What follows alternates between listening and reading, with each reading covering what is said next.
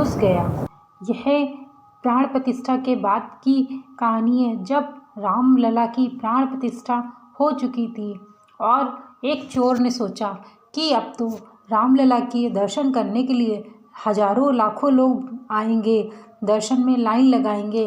यह सोच करके वह चोर लखनऊ से अयोध्या के लिए रवाना हो गया। उस चोर का नाम मोनू था। जैसे ही वह अयोध्या में पहुंचता है, देखता है कि वहाँ तो बहुत भीड़ लगी हुई है।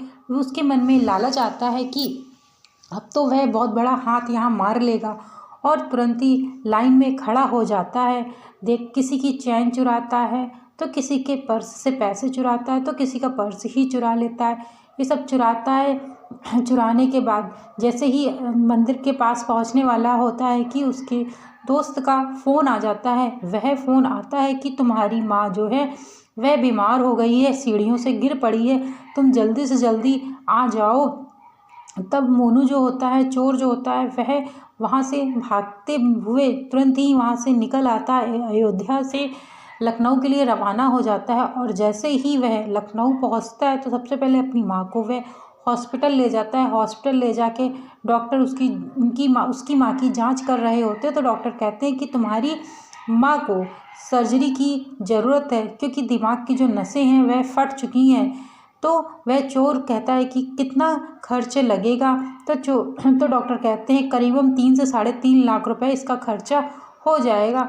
जो चोर होता है वह जितना भी सामान चुराया होता है, चैन, अंगूठी, पर्स, पैसे, जितना भी सामान उसने चुराया होता है, वह शीघ्र से जाके सभी सामान को बेच देता है। और बेचने के बाद जैसे ही उसके हाथ में ये सब सामान करीबन 3 से 3.5 लाख का ही बिकता है और बेच करके तुरंत जाके डॉक्टर को पैसे दे देता है और उसकी माँ ठीक हो जाती है। जैसे ही उसकी माँ ठीक होती है, उसको घर छोड़ने के लिए जाता है और घर में छोड़ देता है। फिर उसके मन में यह विचार आता है कि चलो आज फिर चलते हैं। वहाँ तो अभी भी बहुत भीड़ लगी, क्योंकि 22 जनवरी के बाद 23 जनवरी से आम भक्तों के लिए अयोध्या के दर्शन करने के लिए खोल दिए गए थे पट। इस कारण वहाँ पे लाखों संख्या की भीड़ आई हुई थी। वह फिर पुनः विचार करता है और वह 28 जनवरी को फिर से लखनऊ से अयोध्या के लिए रवाना हो जाता है। और जैसे ही वह अयोध्या पहुँचता है तो वहाँ देखता है कि बहुत ही सिक्योरिटी बहुत टाइट हो चुकी थी, क्योंकि उसके पहले इतनी चोरियाँ हो चुकी थी, इसलिए प्रशासन भी बहुत ज़्यादा सिक्योरिटी बरत रहा था और सभी भक्तगणों से भी कह दिया था कि अपनी अपनी सुरक्षा स्वयं करो, अपने सामान की सुरक्षा स्वयं करो, जो भी पैसे हैं सब कुछ अपने लॉकर में रख के आना, यहाँ पर कुछ भी मत लेके आना। इस कारण से वह घंटों लाइन में खड़ा रहता है, लेकिन इतनी सिक्योरिटी इतनी टाइट होती है कि उसे कुछ भी हाथ नहीं लगता है।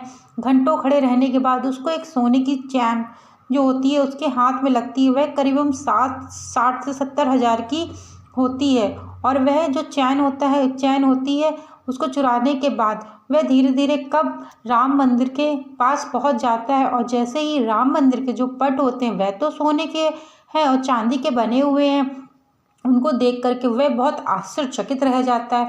और जैसे ही रामलला के मंदिर में प्रवेश करता है, देखता है कि जो रामलला का सिंहासन है, रामलला के जो मूर्ति है उनके ऊपर कितने गहने चढ़े हुए हैं। अगर यह गहने और यह सिंहासन मुझे मिल जाए तो मैं तो करोड़पति बन जाऊंगा। यह सोच करके वह व्यक्ति, वो जो चोर होता है, वह वहीं सोचता है कि किसी तरीके से अगर मुझे रात में यहाँ रुकने को मिल जाए तो मैं रात्रि में ज़रूर से ज़रूर मंदिर में सिंहासन और भगवान के जो जेवर हैं मैं वह चुरा सकता हूँ। इतना सोचता है। सोचने के बाद वहाँ कहीं पे बड़ी सी मूर्ति के पास जाके छिप जाता है और जैसे ही रात्रि होती है और मंदिर के पट जो होते हैं वह बंद हो जाते हैं, तो रात्रि में 1 बजे वहाँ पे सन्नाटा हो जाता है। सोचता है वह चोर, अब तो सब लोग सो गए हैं, चलो अब देखते हैं कि चोरी करने के लिए सोचता है। और जैसे ही भगवान रामलला के पास जाता है, वहाँ देखता है कि एक बंदर रामलला की सेवा कर रहा होता है। और जैसे ही वह चोरी करने के लिए आगे बढ़ता है तो वह बंदर खौरिया जाता है उसके बाद कुछ नहीं, वह बंदर किनारे हो जाता है, किंतु वह उसको बहुत हानि भी पहुंचा देता है। और फिर उसके बाद बंदर को किसी तरीके से वह बांध देता है, तो बंदर एक जगह बंध जाता है, तो वह उसको कुछ नहीं कर पा रहा होता है।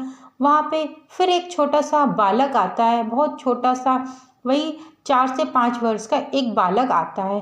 कहता है कि अरे तुम क्यों चोरी कर रहे हो, यह सब तो रामलला का है, ये चोरी करना गलत बात है।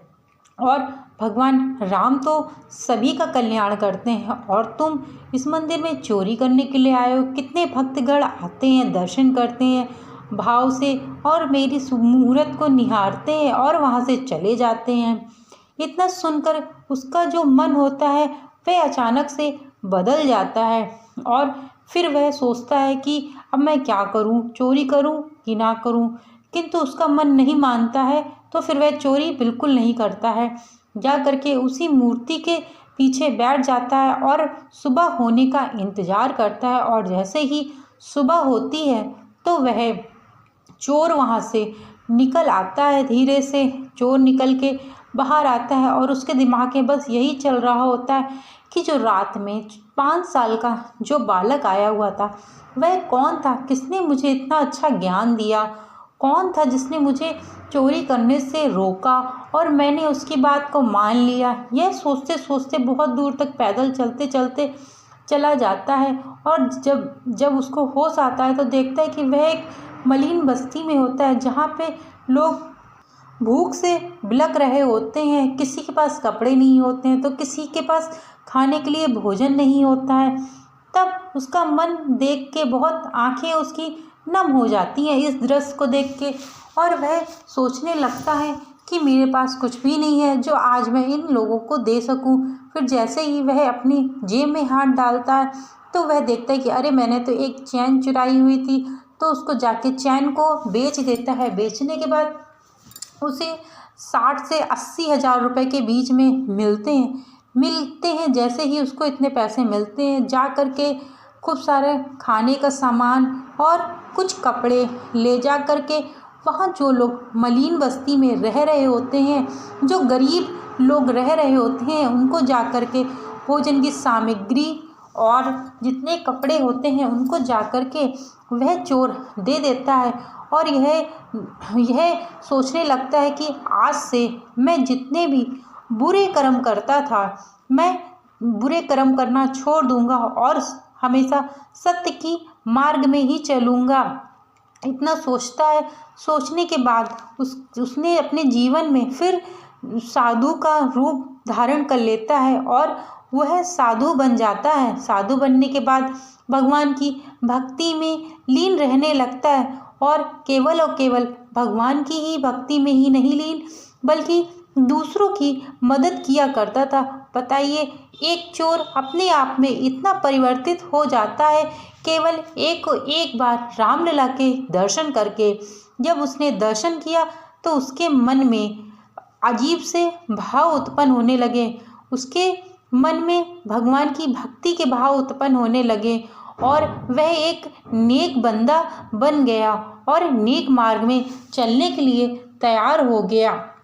उसको अपने जीवन में मानो कि इस चोरी से उसको उसके जीवन में सत्य का मार्ग मिल गया हो। ऐसा लगता था उसको कि आज तक तो मैंने इतनी चोरी की हुई है, लेकिन कभी भी मुझे इतना सत्य का मार्ग नहीं मिला। पहले भी मैंने मंदिरों में, घरों में जा के चोरी की, लेकिन मुझे कभी सत्य का मार्ग नहीं मिला।